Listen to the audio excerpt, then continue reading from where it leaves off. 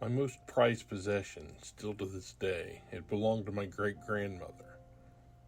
One evening, staying with my paternal grandparents, I was digging through a steamer trunk full of my great-grandmother's things they had stored in a spare upstairs bedroom. Inside was a treasure trove of books on astrology, herbology, and hex signs. The one item that most caught my imagination, that I could not resist, was a 1946 edition of Manly Palmer Hall's Unseen Forces. Unseen Forces became my Bible of sorts. The pamphlet revealed to me a world filled with elementals, nature spirits, thought forms, ghosts, specters, and the dweller on the threshold.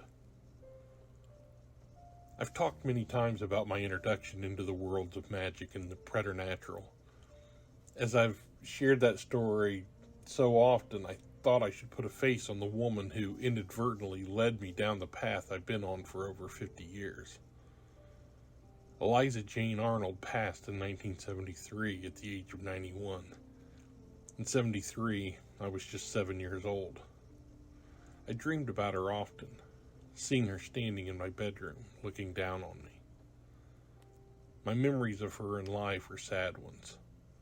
I've no remembrance of her ever speaking. We visited her every Sunday in the nursing home and brought her graham crackers. She would just lie there, never smiling. She sometimes squeezed your hand. My Grandma Freeman would sit and talk to her, telling her of the week's events and the lives of characters from soap operas. I don't recall any recognition or acknowledgement. I kissed her cheek or forehead and held her hand at the end of every visit. My most vivid memory was of her eyes always watering, a trait I inherited from her, it seems. I did not know her, but I wish I had. There was a wisdom etched into her withered face and hands. She was frail, trapped inside a body that would not give up the ghost. My heart ached for her. I sometimes wonder if she's somehow cognizant of the gift she gave me, the gift of unseen forces.